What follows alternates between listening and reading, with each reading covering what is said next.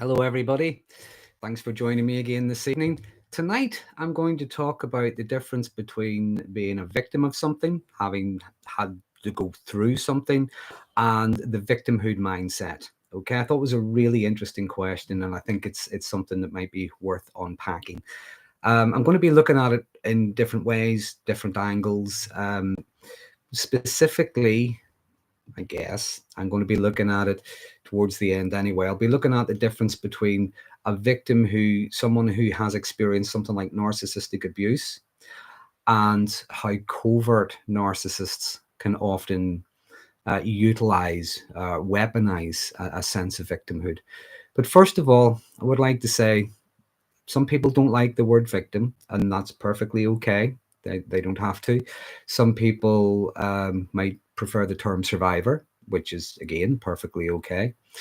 I would never say anyone's right or wrong, but what I would say is, regardless of how you might identify yourself, if you've been through something, if you've experienced something, it doesn't matter if the rest of the world doesn't believe you. The fact is, you're a witness, okay? You were there, you saw it, you felt it, you heard it, you experienced it, and that makes you a witness, okay? But for the sake of this evening, I'm just going to be talking about, I'll be using the word victim, okay? Now, a victim could be, we could be a victim of bullying, abuse, violence, discrimination, unfairness. Sometimes we can be a victim of circumstance. Some people can be victimized, if you will, and that could be for a variety of reasons. It could be they just don't fit in with a particular crowd. It could be their age, their sex, sexuality, their nationality, their race, religion, what street they live in, what part of the town they come from.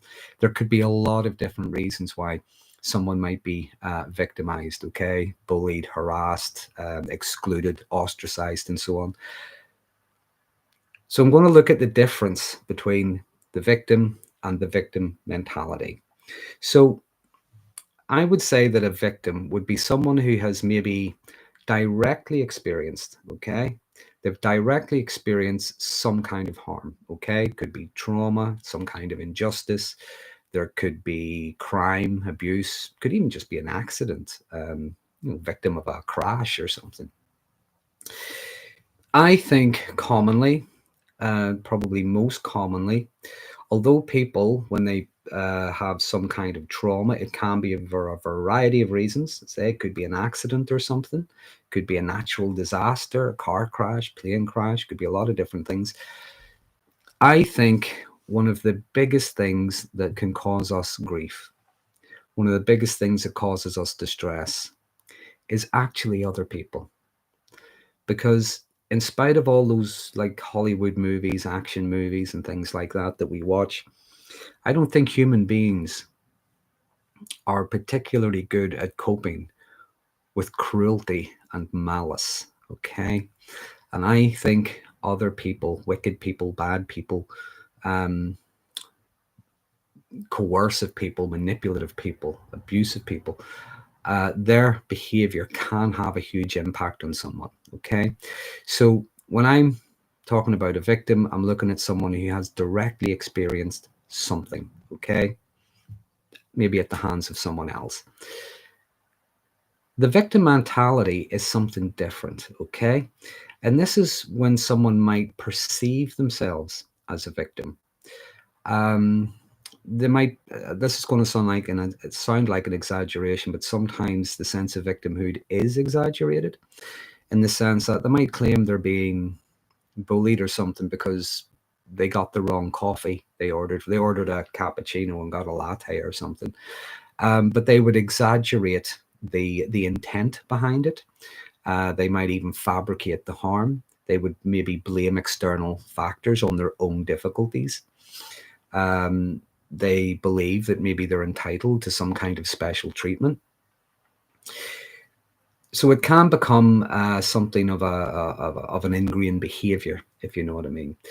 Now, when it comes to a victim might face specific events that cause harm. Now, again, it could be something like violence, it could be something like abuse, it could be something like, robbery, crime, or something like that. It doesn't always have to be a physical thing.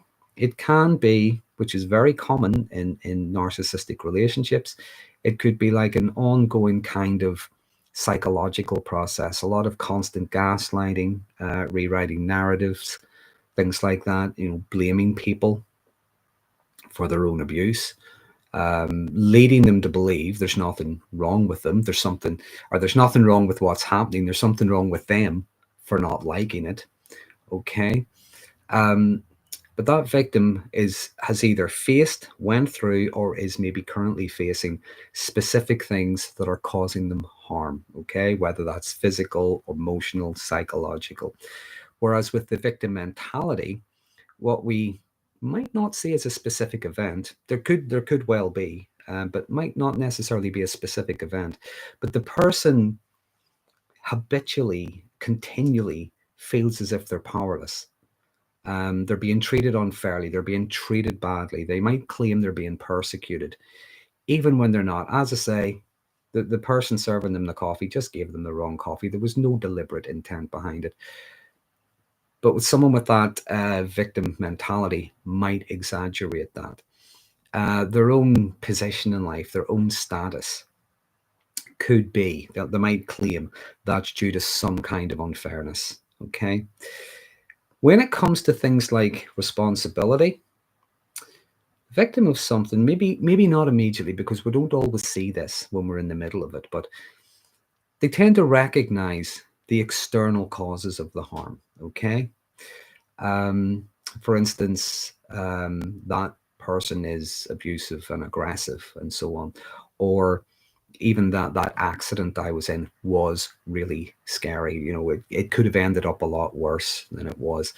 But they do recognize the external cause. That being said, what they don't necessarily do is focus solely on that, because they might be looking for answers, they might be looking for solutions, or they might be finding ways to try to improve their situation, find different ways to heal. Okay, try to find ways to move forward in life. The victim mentality is something different, and this is where someone avoids the personal accountability. All of their problems, or other people have caused them, or it's circumstances. And what you commonly find is people with a victim mentality would reject solutions, whereas someone who has suffered might be looking for answers, might be looking for solutions, finding a way to make sense of things, finding a way to heal their trauma and move forward. The victim mentality would typically reject solutions. The phrases I often use are every solution has a problem, every goal has some terrible obstacle, every silver lining has a cloud. Okay. Someone with a victimhood mentality might behave as if they have some kind of immunity to responsibility, not just personal responsibility, but even collective responsibility, joint responsibility, things they have to do for others. It could be their work, for instance. It could be looking after someone. It could be meeting their commitments and things like that. But they believe they have an immunity to responsibility because of the terrible things they claim have happened to them. Sometimes they might even claim to also have a moral immunity, because the pain that they're in or the terrible things that happen to them justify their anger, their outrage, the terrible things they do to the people around them, the way they treat them. It's almost like they would claim the things that have happened to them. I suppose I should say this to qualify. It doesn't necessarily mean something hasn't happened to them. Sometimes it maybe has. Other times, as I said, things could be really exaggerated. But they will treat these things like they give them a get out of jail free card. Okay. Whereas, as I said earlier, someone who has experienced something really terrifying, awful, something has been maybe psychologically, emotionally damaging, they might be trying to find ways to improve their situation, to manage their different triggers and their traumas and their stressors and so on. Whereas someone with a victimhood mentality, they would expect everyone else to change for them, everyone else to if you will, you have to change your behavior. You have to change your belief system. You have to change how you interact with me. You have to change the world for me, because it's up to other people to manage their triggers for them, nothing to do with them. Whereas, as I said, a victim would be learning how to manage these things, whether that's in therapy, support groups, whether that's through reading self-help books, watching videos, whatever it is. Now, when it comes to something like, sorry, I'll start that sentence again. It's getting away. This is what happens when your mind wanders and you don't know where it's taking you. With someone who has experienced something really distressing and traumatic, it could be a specific incident, okay? It could be a one-off event. Again, maybe like a car accident, or somebody got into a fight with them or something, attacked them or whatever. It can be a specific incident. It can be a specific period. They could have been in a workplace that was really horrible, place where were treated really badly, they were bullied and so on. It can also be like in a long-term relationship, a long-term situation where they were constantly undermined, constantly criticized, constantly being gaslighted, constantly having their whole sense of themselves rewritten. And what might happen is their trauma, their grief can be around the specific incident. So other times it can be a bit more complex than that. If it's more than one thing, if it's been an ongoing series of things, if it was a long-term situation, you have what's known as complex trauma. Okay, so it's not just the one thing, it's a series of things, and they all kind of interact with each other. They all kind of are, they're all connected. Someone who's experienced something like that can feel stuck because they don't know what to do. They don't know what to change. They don't know how to change. So they might feel stuck. But the difference is they don't like feeling stuck. Okay, this is really uncomfortable for them. Now, some might they might experience some kind of desperation. They might feel desperate. They're trying to find anything at all that will help them, because they don't like feeling stuck. And some might seek support, and they'll seek it in the right place. Sometimes they'll seek it in the wrong place, but that's just human nature. We don't always know.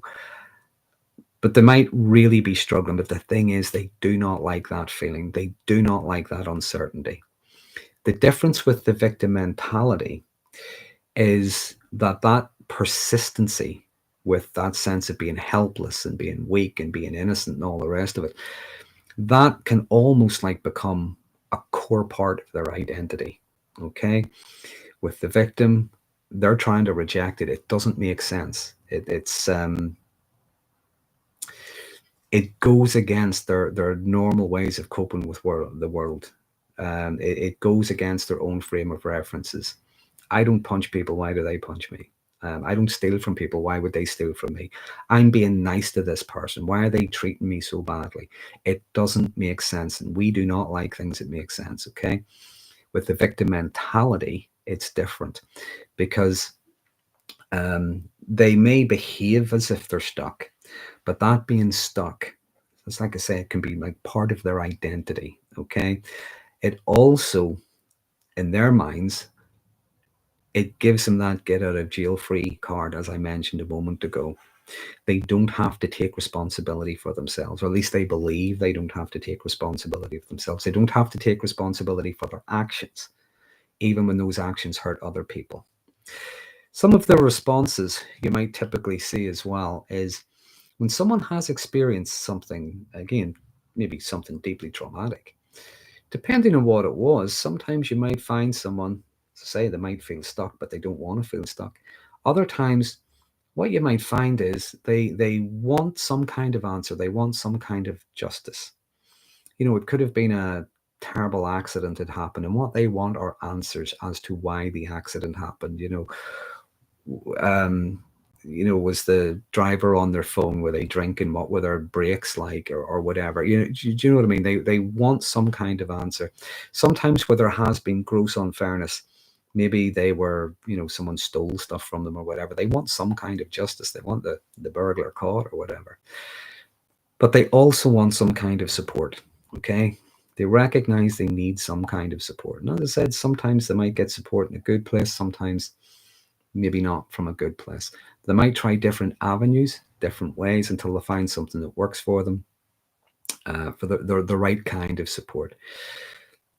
But even when they want some kind of answer, even when they're looking for some kind of support or engaging with some kind of support, they might recognize as well that recovery, although it might still hurt, they recognize it's not something that's going to happen immediately. It's something that is going to take a bit of time to heal. And something I say a lot when I'm working with people that have been through difficult things is there is no shortcut to healing. Okay, you can't just jump to the end. It's a journey. It's a process. There's a lot of different aspects to it. But what can happen as well sometimes when someone is really, really in pain and they really are hurting, sometimes they might engage in unhealthy coping mechanisms. Okay, because a lot of times when we're in pain, what we're thinking of is what takes this away? How do I avoid this? What's going to numb me or what's going to make me feel better? And that's when sometimes people will take the alcohol or something like that. But saying they don't want to feel the pain. And sometimes people will go through those stages of applying unhealthy mechanisms until they get to the point where they realize, no, maybe they really do need to do a bit of work. But the intent is still there to improve and to get better, to take the pain away, whatever, to move forward in life. With the victim mentality, again, we see something different. I mentioned a moment ago how sometimes it can become something of an identity to them. So you find someone who dwells on their pain, they dwell on those grievances, the bad things that happen to them. They will bring them up almost in every conversation that they have. Okay, they dwell on them. They will bring them up. They will talk about them. They're constantly seeking for sympathy, constantly seeking for attention, constantly seeking for someone to maybe fix them, help them, do something for them, while at the same time resisting that same help. Again, every solution will have a problem. They also, as I said, might expect people to wrap them in cotton wool, treat them as if they're fragile, change the world for them. They expect other people to learn how to manage their triggers for them. Okay, they don't have to do it themselves. It's you're not allowed to say a certain thing. You're not allowed to expect a certain thing. You're not allowed to whatever it is, because this is far too, far too painful for them. Difference is a victim, although they might experience that same pain, they're not, and they might even ask for some kind of help or support, or even they might even just ask for someone to cut them a little bit of slack. That's different, okay? Because they are still trying somehow, on some way, to try to move forward and to heal, okay? When it comes to their own efficacy, their own sense of empowerment and things like that, their own autonomy, the victim of something, someone who's been through something terrible, again, when they do start to do a little bit of work, when they are getting support, again, whether that's through counseling, whether that's through um, mixing and talking with people that care about them, engaging with them, doing things in their own best interest, learning new things, they do reclaim a sense of agency, and they do start to build resilience. Okay. Now, depending on what it, as I said a moment ago, they might want some kind of justice, but depending on what it was they experienced, they might campaign to make sure no one else has to go through what they had to go through. So what you might see is their empathy starts to become a bit stronger. Okay, it starts to they start to use it in a very effective way. Okay, they might support others who have been through the same thing, because their empathy, they know what that's like. They know what that pain's like. Again, they don't want others to struggle and suffer the way they did, which is why you might find a lot of addicts who, whether it was drugs, alcohol, or whatever, a lot of them, whenever they sober up, or whatever term you want to use, whenever they're in recovery. A lot of them will help other addicts, okay, because they know how hard it is to quit. You'll see this in things like AA groups. Sometimes you'll find counselors and things like that who have struggled with these things themselves. The other thing about a victim of something is, although it might be difficult for them, what you'll find is they generally appreciate help and support that they get, okay? Sometimes they might feel a little nervous, they might feel a little unsure, but a lot of the time, what you might find is help and support's offered. It's like they'll grab it with both hands. Even though they might be nervous, they might be unsure, and so on. But they will appreciate the help and support that they get. With the victim mentality, again, what we see is someone who is maybe perpetually helpless, okay? Rejecting anything that's going to bring about some kind of change, any kind of empowerment. They feel as if it's easier for other people, as I say, to do things for them, to manage things for them. Sometimes you will find people who think that they're what they will claim to be victimhood gives them some kind of special status as well, okay? Whereas a victim might appreciate someone cutting them slack, maybe making adjustments for them. Someone with a victimhood mentality is maybe going to demand special treatment because they believe they're entitled to it, okay? I suppose, in short, being a victim can be about experiencing real harm. Recognizing it is real harm, it's outside of their normal frame of reference.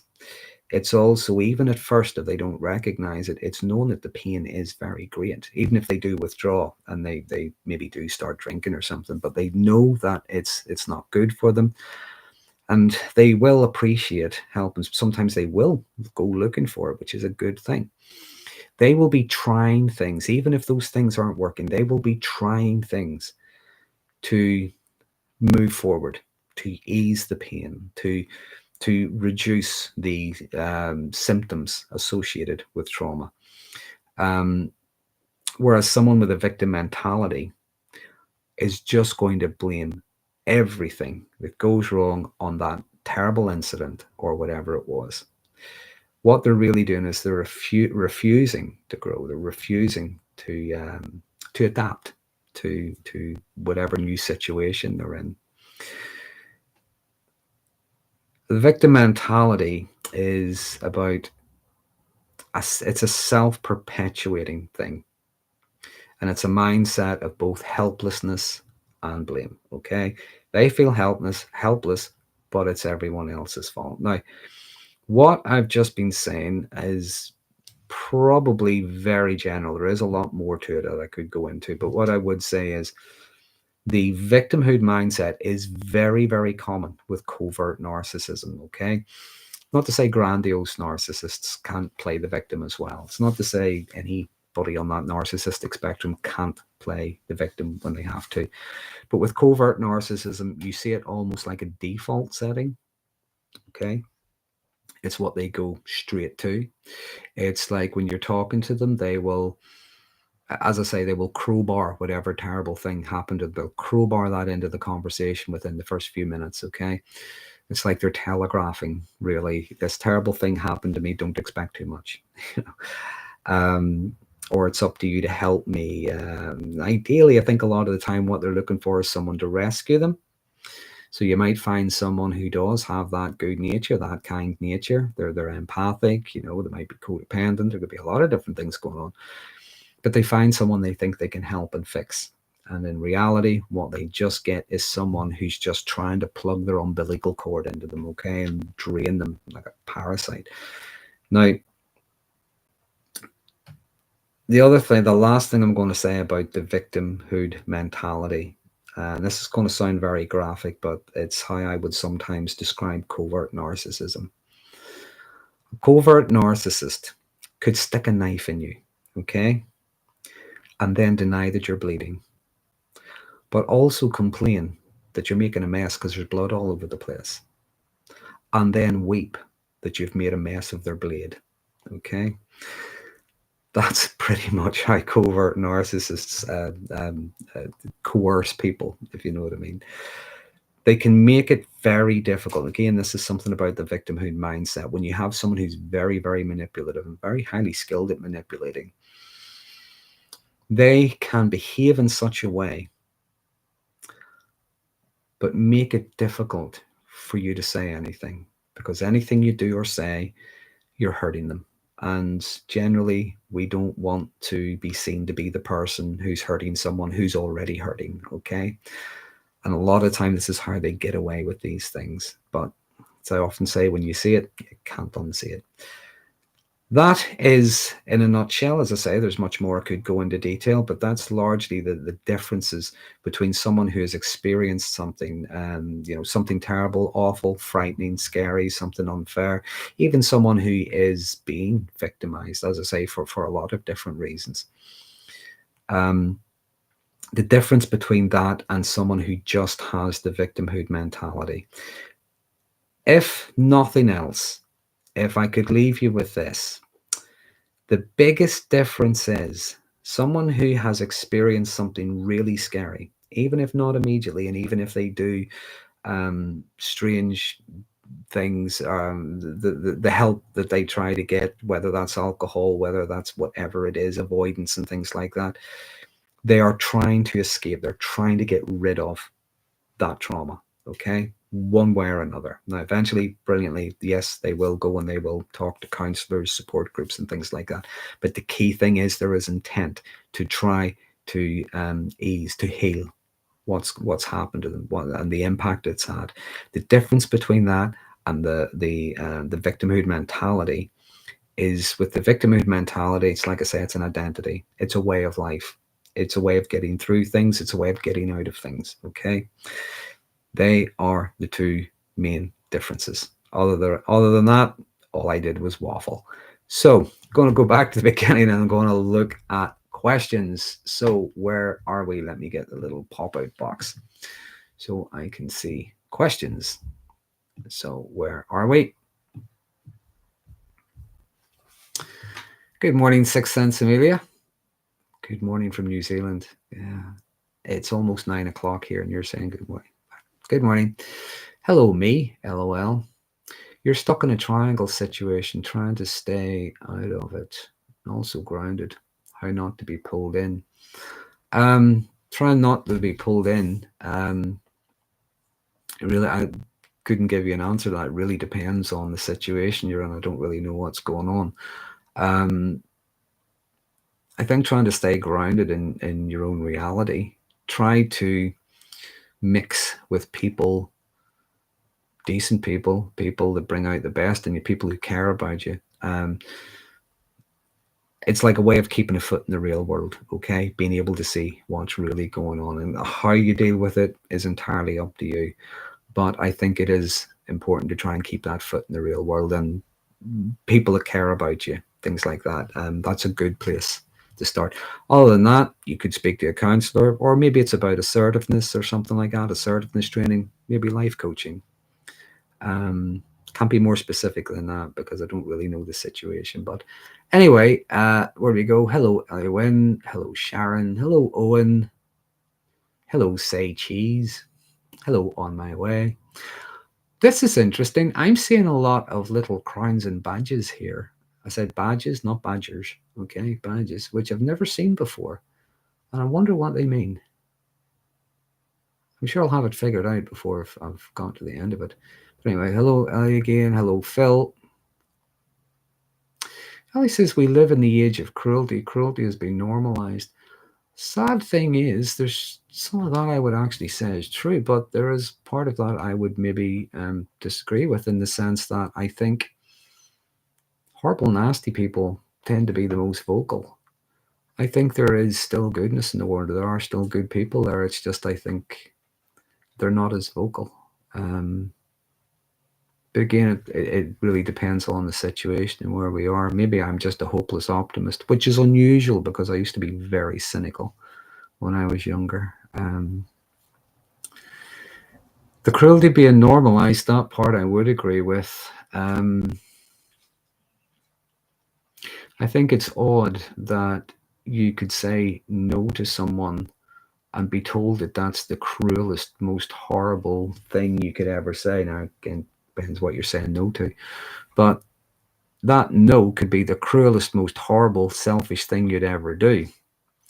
And yet, them expecting you to compromise on your values, your morals, that wouldn't be a problem, demanding whatever they want from you, trying to brainwash you into giving them what they want. They wouldn't see that as a problem. So I think in some ways, yeah, things have kind of been turned on their head. Michelle is asking, generally speaking, do narcissistic people understand that action and inaction carry consequences? And this isn't the same as being a victim. It would really depend on the individual, Michelle. Some people do not know what they're doing. They might believe they're doing a good thing. Okay, they think good people do good things, and what they think they're doing is a good thing, not recognizing the impact it has on people, not even recognizing or understanding why the people don't want them to do that. Again, that could be the lack of empathy. Then there are others who know exactly what they're doing, and they get a kick out of it. They feel powerful. They enjoy it. They like seeing other people struggle.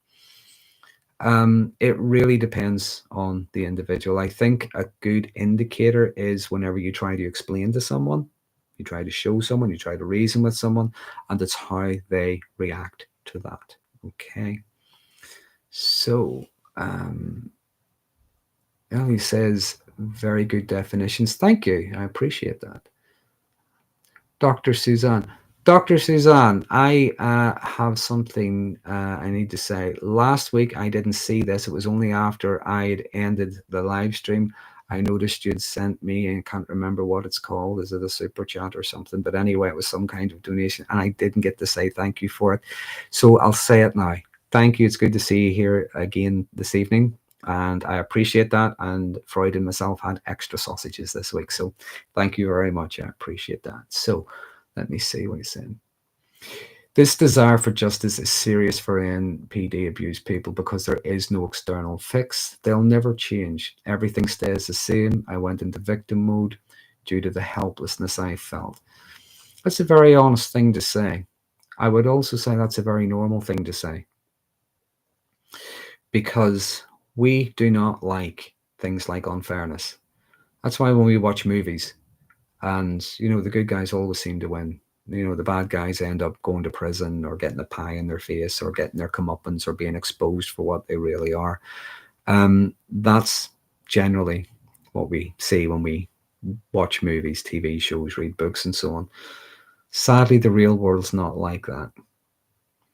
And sadly, in the real world, sometimes that abusive person, they get the house, they get the kids, they get a promotion at work. Sometimes they even win the lottery, and that is grossly unfair. It can also feel grossly unfair when we feel we're not being believed. Okay, because don't forget, publicly they might be wonderful. They might be, I don't know, doing these acts of charity and kindness. They might have this wonderful reputation, and that hurts like hell. It really does. But what I would say to people is, first of all, when we are trying to get some kind of justice or some kind of revenge, it's not that that's not important, but if we hang everything on that, what we're really doing is we are making our recovery dependent on them. Dependent on them maybe apologizing or being caught out or whatever it is, which sometimes isn't going to come. So it's not that it's not important, but sometimes that's what we're doing when we get stuck in that. We need some kind of justice. Some people even believe they need some kind of revenge, and sometimes we'll have these conversations over and over again in our head where we get to say something and it just puts them right back in their box. It puts them in their place. They have to stop and think, oh, there's no way out of this. Sadly, that ain't going to happen in a lot of cases. But what I would say something for you to consider is justice isn't always what we think it is. Okay? And it doesn't always happen right in front of us. I am a big believer in what they call the law of the harvest. You reap what you sow. Now, just because harvest day isn't today and we don't get to see it, and it doesn't come on our watch, it doesn't mean sooner or later I was about to use an expletive there, they fool around with the wrong person, okay? They get out of their depth, they overplay their hand, and they are screwed. There is no way out of it. They will lose everything sooner or later. Now, what losing everything means is going to be different for different people, but they will be exposed. They will be caught out. It's just unfortunately, we don't always get to see that happen in front of us. Sooner or later, they're going to meet someone who cannot and will not be manipulated. Sooner or later, they will be held to account for whatever it was they were getting up to in the workplace. Sooner or later, something has to give, because it's like I say, you reap what you sow. It's just, it doesn't always happen when we would like it to. It could even happen on the other side of the world. They've emigrated or something. It could happen there and we will never know about it. But one way or another, something happens. I don't know if that's a good answer for you, but sadly it is the truth. We don't always get to see it. Sometimes we do, and that's good. Sometimes it is something we do or say that gets them caught out or whatever, but other times not necessarily. But one way or another, eventually they will betray themselves. Okay. Oh, you've also said, it's my identity until I got into radical acceptance. Validation we're looking for. No one else sees it. Yeah, sometimes that's what we want with that sense of justice. We want some kind of validation. As I say, we might not necessarily get it, but we don't. It doesn't mean we don't get it at all, but we get it sometimes not in the ways that we think. You get your validation through, first of all, people in different communities, your therapists, things like that, support groups, people who care about you, bring out the best in you, people that treat you decently, people that celebrate in your success, but also call you out when you're being a bit stupid. Good people. You can also self-validate. Think about, if I'm not sure if you heard me at the beginning, I says, regardless of what goes on, regardless of what happens to us, even when people don't believe us, you're still a witness. Because you were there, you saw it, you heard it, you experienced it, you felt it. That makes you a witness. And someone disbelieving you does not change anything. Okay? It's like me saying my name is Darren and someone says, I don't believe you. Do you know what I mean? That doesn't change anything. Doesn't mean that's not my name, whether you believe it or not. It's maybe an odd example, a daft example, but it's the same kind of concept. Whether people believe you or not changes nothing. You can self-validate, but you can also self-validate when you start to pay attention to the little things you're doing to move forward. When you start to notice the little changes, such as the acceptance, such as a new friendship group, such as maybe a better job, a new job, such as learning new skills, whatever it happens to be, you pay attention to those little things because you realize you're not as stuck as you thought. You are moving forward. So, hello, Creo. Ellie says, helpful. Oh, it's just jumped again. Every time someone comments, this jumps, I have to go back. Always a smile says, sorry I missed so much. No, it's perfectly okay. You can watch from the beginning again. Just got the final papers for my divorce from a very narcissistic man. It's liberating to know that I can have a wife even though I'm almost retirement age. You've helped me a lot. I'm so glad to hear that. I'm glad you find this helpful. Okay, that's good to know. It's the reason I do it. Either that or I'd just be talking to myself or Freud. There's no point in talking to him. He doesn't answer me.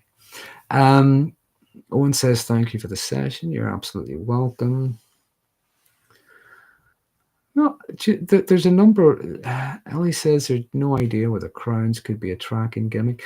I don't know. There's a crown and a number 1. There's a crown and a number 2, and I'm going to go back and see because there could be something. I wonder. So the crowns that I'm seeing, I'm wondering, is this maybe people who comment? Is it top commenters? Don't even know if that's a term. I don't know. It could be. Could be letting me know that people who watch me regularly are here again. Do you know what? I haven't a clue. I'm making this up as I go. I have no idea what it is.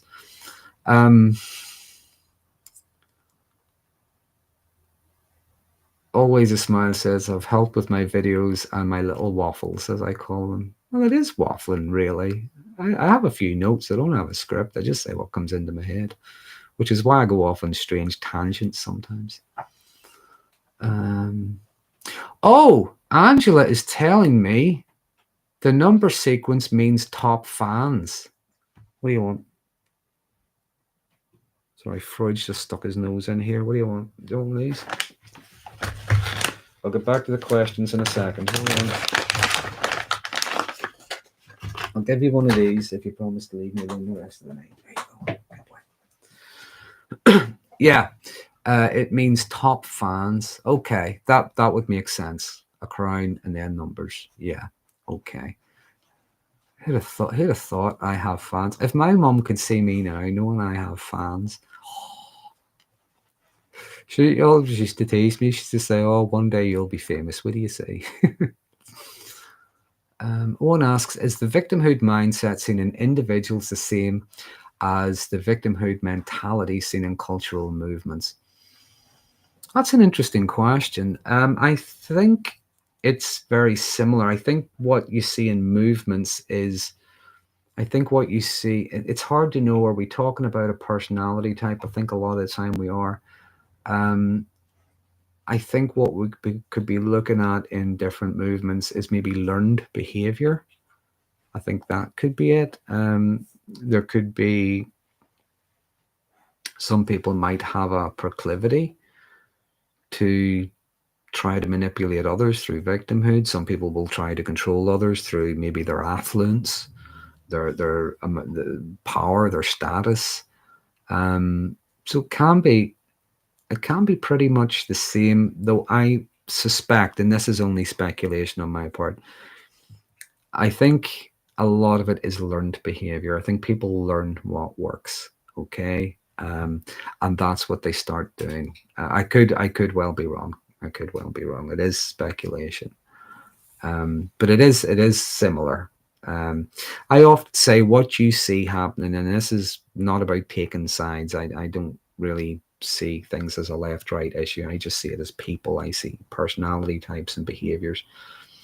I think what you see in society at large is the same kind of behavior you see in coercive relationships, just on a larger scale. There are differences. Yeah, of course there are. But largely it's the same kind of behavior. And by the way, I wouldn't even say both sides do it. I would say a lot of people do it, okay? Even people that claim they don't have a side, even they would be doing the same kind of thing.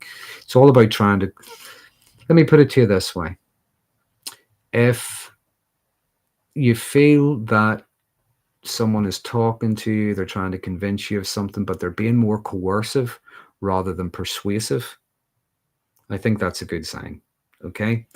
And that is similar to what you'll find in a narcissistic relationship, okay?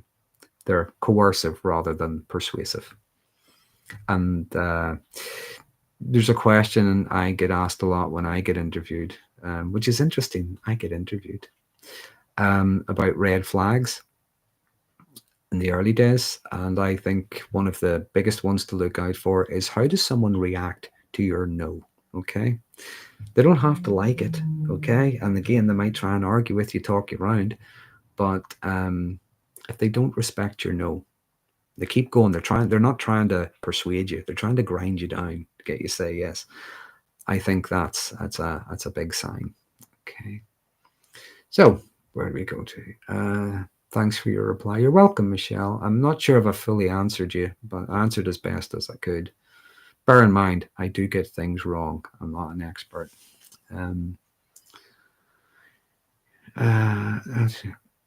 Yes, you wrote. Oh, I did. I wrote thanks. Oh, okay, Dr. Suzanne. Maybe I did say thank you then. Okay, well, I said thank you again. And you love my talks. That's good. Again, that's why I do it. So let me see. Where are we? Looking for another question. Where we go? Times 10. Oh, I've just jumped. I was trying to read something there and it just jumped. Let me get back.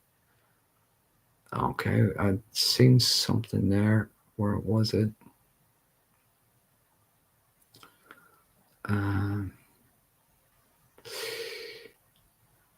I may pronounce this wrong. Do forgive me because I'm wearing very vocals and they don't work.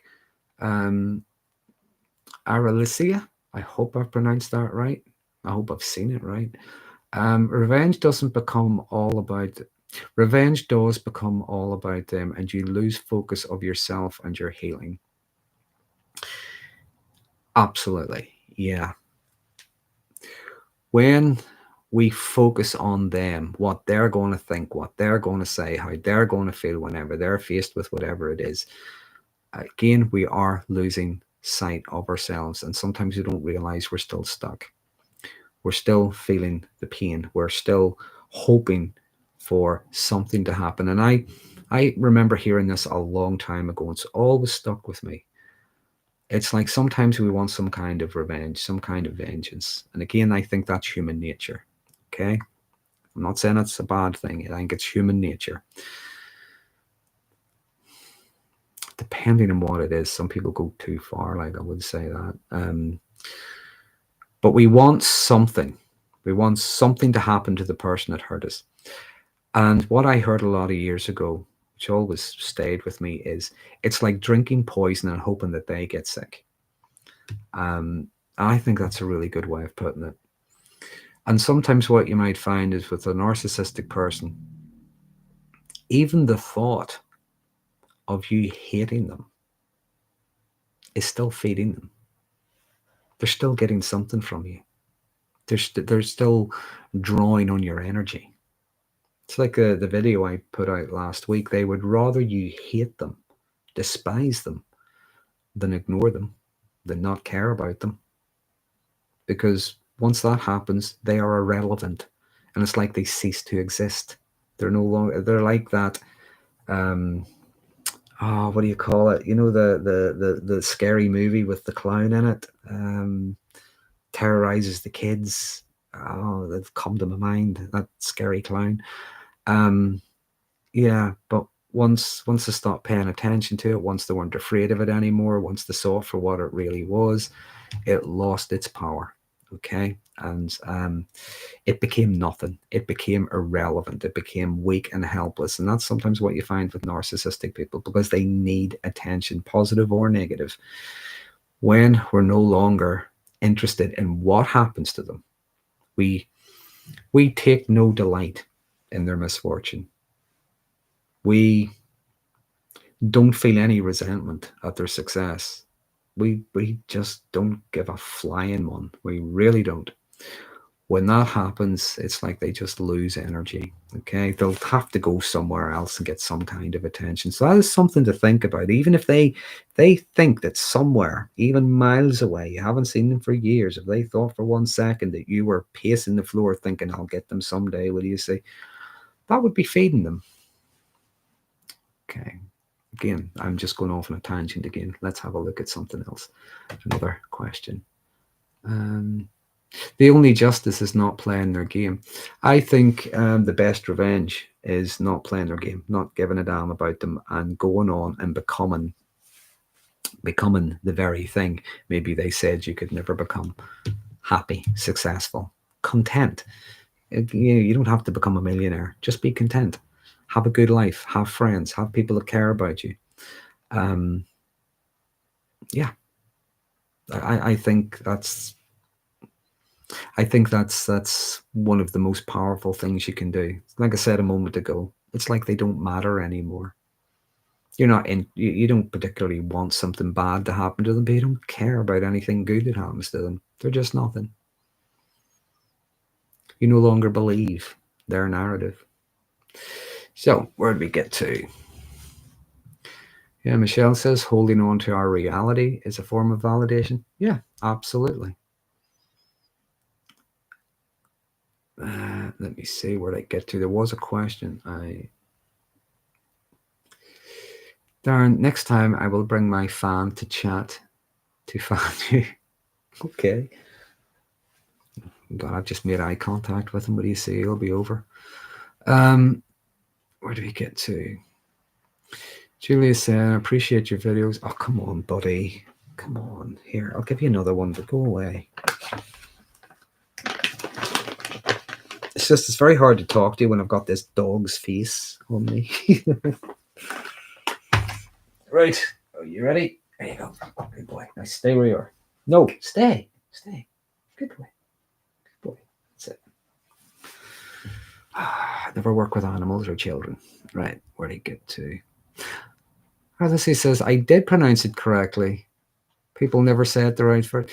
Oh, well, you see, I'm good at even surprising even myself, considering I can even see it properly. I really do need new glasses. I really do. Next glasses I get, I'm just getting simple reading glasses, and I'm going to use them on the screen, okay? Because I think that's a lot easier than me going like this and trying to squint to see what's going on. Right, where do we get to? Yes, Julie, I'm glad you find them helpful. It's very validating for me to know that people find what I talk about useful. What I don't like doing is, if I was just to talk about what I wanted to talk about, I'd probably have maybe just Freud listening to me. But I don't particularly just want to tell people what they want to hear. I just try to talk about things I think people that they're interested in hearing, but try to make it interesting, maybe try to make it sound balanced or whatever. Yeah, that's right, Owen. Pay attention to how people react to your no. Absolutely. So where did we get to?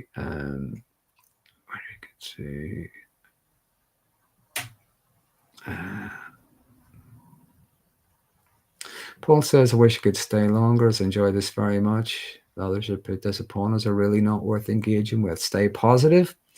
Hope to see Paul. I'm glad you can join us this evening, and it's good that you stayed as long as you could. I'm glad you got something from it. And let me see. Dr. Suzanne says, but yeah, that's it. Become the person they never thought you could be.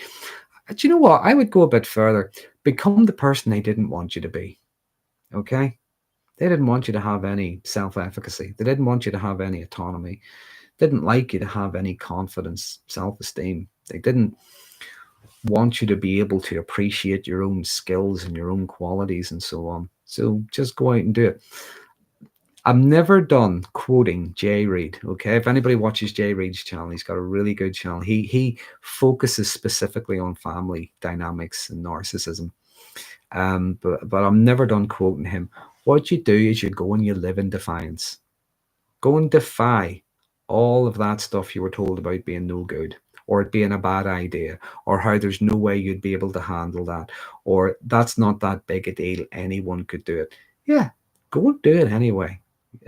It's their narrative, you know, it's not yours. Where do we get to? Dogs are terrible at the end of my work schedule. Very attention seeking. My dad was over today, so his best friend. I have to tell you, I'm going to tell you a story about my dad. My dad, when I first got Freud is he's a Cocker Spaniel, and when my dad saw me, he thought, that's a lovely dog, that's a handsome dog. I says, yeah, it is. He says, oh, he'd make a good working dog. And I says, there isn't a day's work in him, he's too lazy. And my dad said, all right, he's in good company then. funny how dads can make you feel that size again, isn't it? Where do we get to? Yeah. Pardon me. Michelle's asking, curious of what the first few sessions of trauma. Would you knock it off? He's thumping his tail on the floor. Stop it. That's it. Be quiet. Good boy. What the first few sessions of trauma therapy typically entail. Began therapy 6 weeks ago, but we haven't talked about anything other than grounding techniques. It really depends on the approach. It really depends on the therapist. It can even depend on the client themselves. There are different things go on. Sometimes the therapist will find ways to help you ground yourself, to maybe ease the distress before. So you're really looking at managing symptoms in some ways, but they would do that before maybe going into a bit more in-depth work. It really depends. Sometimes, like if you do, for instance, trauma-focused CBT, that can involve like things like psychoeducation on the nature of trauma, how it impacts us. It can be looking at things like grounding techniques. But then there is also what they call, and this is a scary way of putting it, but it's not really. It's going through the story. It's talking about the story. It's telling the story, but it's also everything that comes up with it as well. And looking at ways to, how will I put this? What we're looking at with trauma is not trying to get rid of what happened. What we're not, because we can't do that. Nobody can do that. We can't rewrite history, and there's no such thing as Jedi mind tricks. What you're doing with trauma, when someone comes with something deeply traumatic, as scary as it is, what we're trying to do sometimes is to put something into a context and to take something that was deeply terrifying and integrate it into our experience. Even though it might have been really hurtful, it might have been scary, it might have been, it could even be shameful. There could be a lot of different stuff around it. It could be bringing up flashbacks. It could be bringing up nightmares. It could be affecting our day-to-day functioning and our behaviors with others. When we integrate something into our experience, some people call it processing it. I would say that what we're doing is we're making sense of it. We're making sense of something that doesn't make sense, something that is deeply hurtful and horrible. But when we do that, it can be the difference between, whenever we're thinking about it, it could be the difference between voluntary and involuntary recall. Okay? So if we're thinking about it, it's because we're choosing to. It's not just popping into our head. It's not becoming an intrusive thought. It's not giving us flashbacks and things like that. We're also recognizing the difference between whenever we get triggered in such a way, it can feel sometimes the physical reactions as much as the emotional reactions. It can feel like yesterday's situation is present today. I'm right back there. I'm right back in that car accident. I'm right back in, that situation where I'm being beaten up. I'm right back there where I'm being told I'm a bad person for saying no and constantly being gaslit. It feels like yesterday's situation is present today. That's why we often react as if we were back there. When we integrate things into our experience, what we're recognizing is yesterday's situation was yesterday. It was painful. It was difficult. If the same thing were to happen again, I'm a very different person. I could handle it differently. I would not be in that situation in the first place. I would also know what to do. I would get help. I would act differently. There's a lot of different things can happen whenever we do that. What we recognize as well are the little things, the little areas in which we may have grown. For instance, we have become a bit more empathic, but we're empathic with boundaries, okay? What we're not doing is our heart isn't melting every time we see someone in distress, but we become more empathic in the sense that we become more intuitive. We become more self-reflective. We have compassion for others.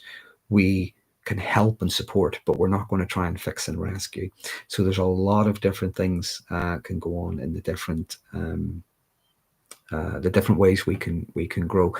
But there are so many different approaches to trauma therapy. I couldn't tell you what typically happens, because sometimes with CBT, it might be jump straight in with maybe a person-centered or a psychodynamic approach. There could be a lot of psychoanalytical stuff going on. There is no one size fits all. So I'm sorry I can't give you a specific answer on that one. Really depends on the therapist, depends on the approach, and it also depends on maybe what the client is bringing. Okay. Let me see. Yeah, become the person they didn't want you to be. Absolutely, Angela.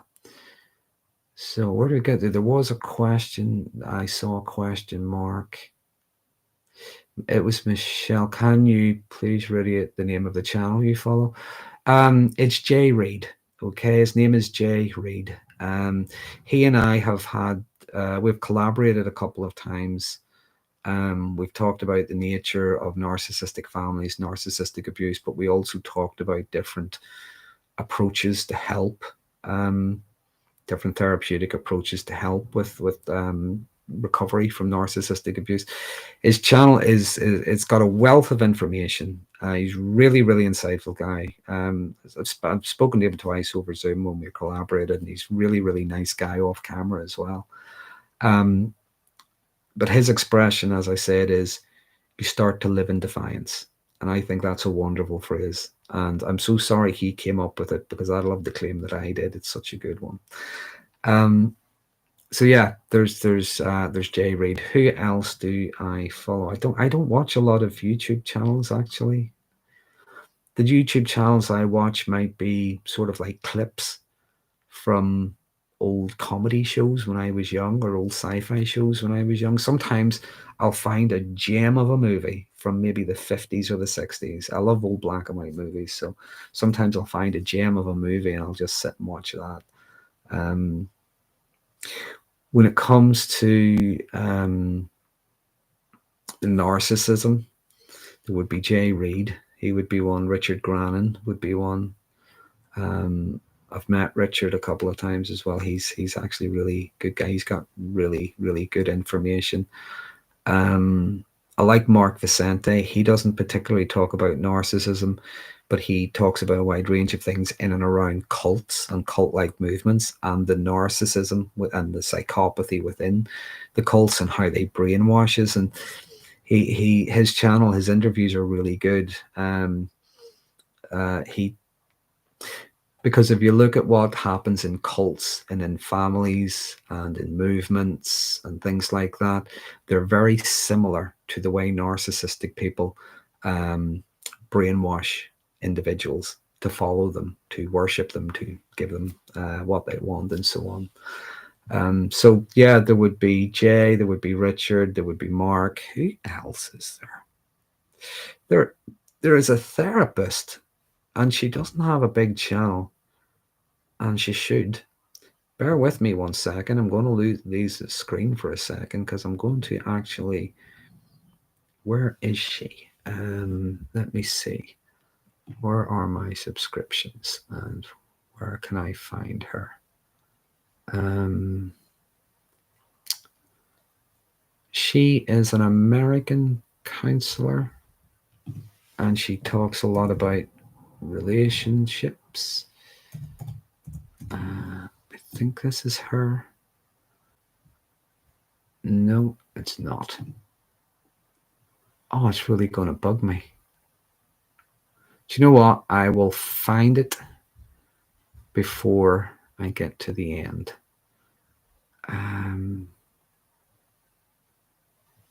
Yeah, anyway, I'm waffling. So I'll just go back to the beginning. So let me see where I could find. Where did I get to? Looking for questions again. Down through the questions. Where are we? Oh, maybe questions have disappeared. See, this is what happens when I lost the channel. Oh, here they are. You guys, I bet you ought to love one of those YouTube people that are really slick and they know what they're doing, have a whole production team around them and all the rest of it.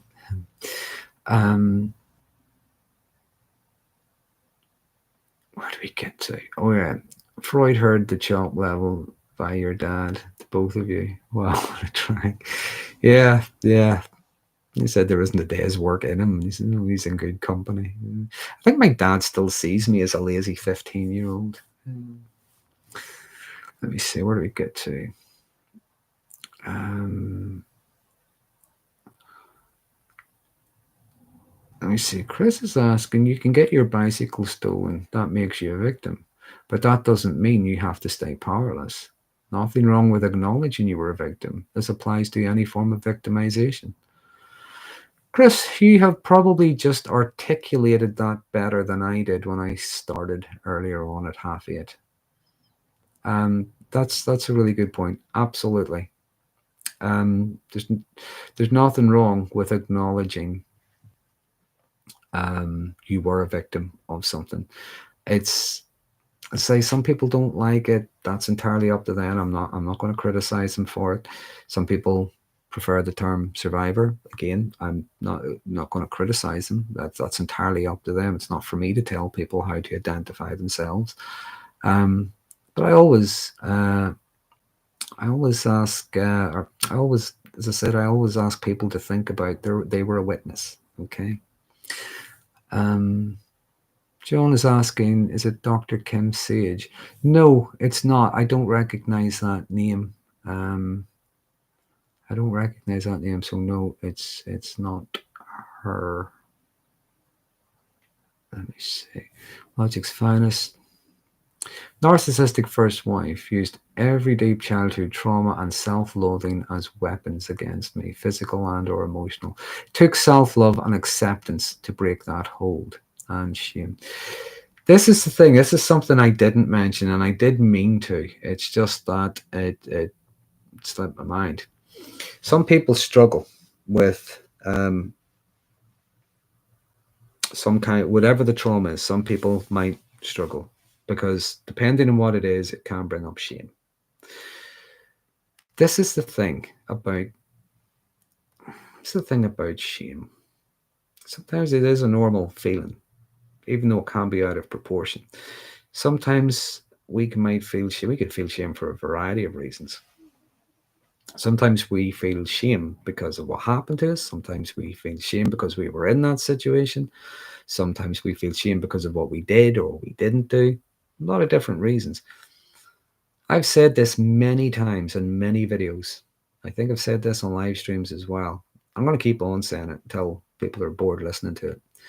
There is no shame in having been on the wrong end of a narcissistic person. None whatsoever. Sometimes our good nature was exploited. Sometimes our naivety was exploited.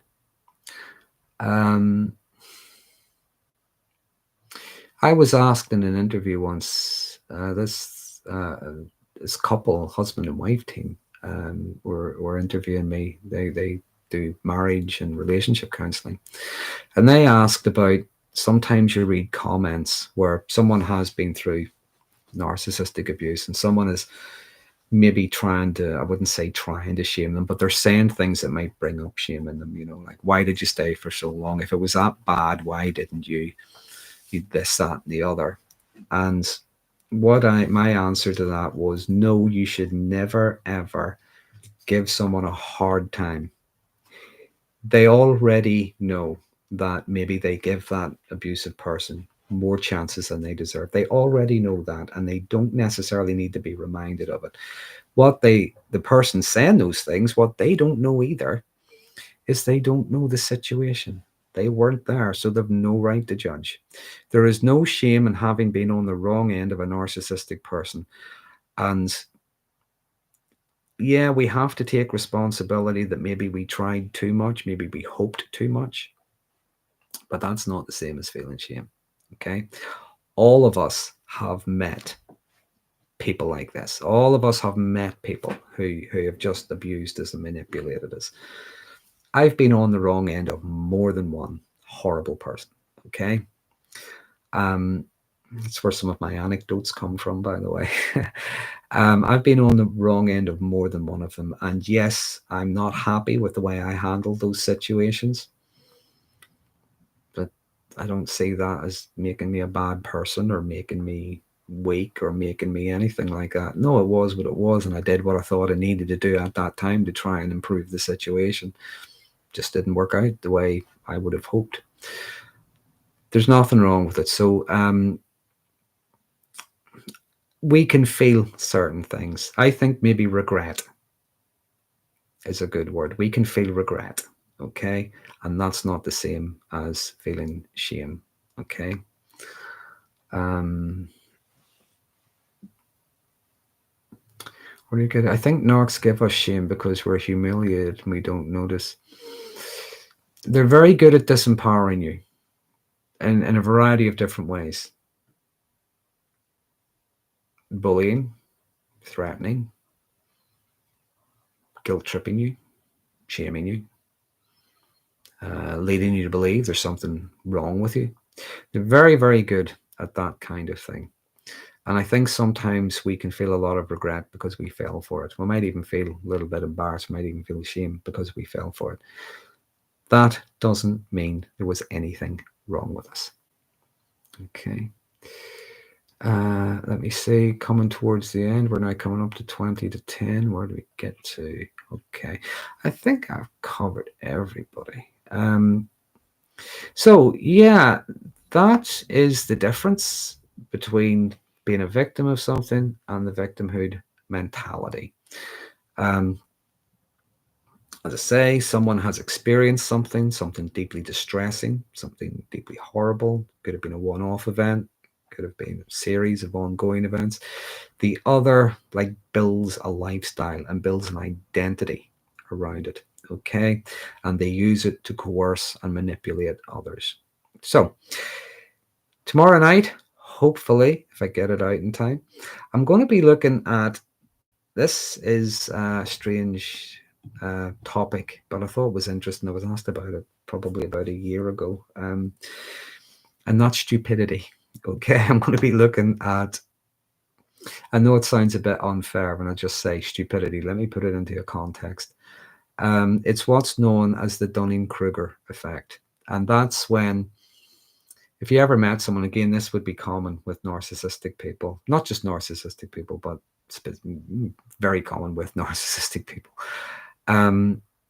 It's like when you meet someone and they completely overestimate themselves. They have, it's like the person who they audition on a talent show. They think they're the next big thing, and as soon as they open their mouth to sing, they sound like they're falling down the stairs. They're deluded. It's the person who is, they maybe do a class in something, one class, and they think they're an expert in that topic.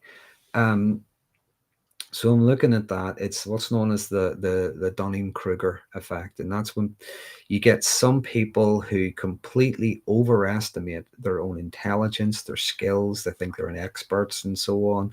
They're really overconfident. They can be really vocal about it. And comparing them to people who maybe do have genuine skill and knowledge in certain areas, and yet they have self-doubt, yet they're not sure because they're aware that they might be good at what they do, but they don't know everything. There's stuff out there they don't know. There might be new information and so on. So I just thought that would be an interesting topic, comparing the two, because we've all met people like that, and we wonder, how are you so confident when you're talking absolute nonsense? You don't really get the concept of this at all, and you're actually showing that you don't. It's the person who has to go into hospital for surgery, and they're lying on the hospital bed, and the surgeon comes around to visit them before the operation, and they start telling the surgeon what to do. Here's what you need to do, and you'll need to go in like this, and you'll need to. It's that kind of person. They're just so full of confidence, and yet they're inept. So I thought that would be interesting. So everybody, again, just have a quick look at some of the stuff here. There we go. Thanks for your time and insight. You're welcome. Again, as always, everybody, I appreciate you joining me. I hope you found something useful this evening, and I'll be back again next Sunday. Topic to be decided, and we'll take it from there. Okay. Bye, everybody. Good night.